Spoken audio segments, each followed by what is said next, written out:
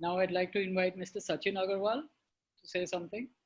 Hello, everyone, and greetings to everyone who has joined. I think all of us from various parts of the world, as other panelists have done, I uh, pray for everyone's great health and a lot of prosperity coming in coming times.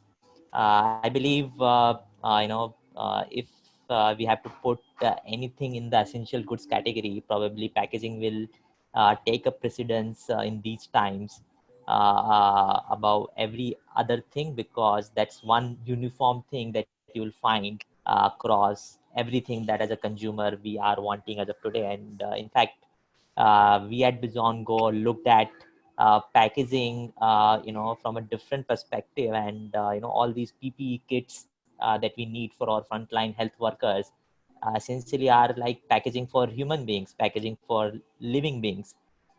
These are just coverings, and they are helping them, protect. So now, packaging is not just coming for protection for goods and materials; it's actually coming as a protection for living beings, and that's how important I think this entire industry and product category is. So really looking forward to share our experience in terms of how we make sure that that packaging is sustainable, is safe, is hygienic, and is most effective for everybody out there who's consuming it.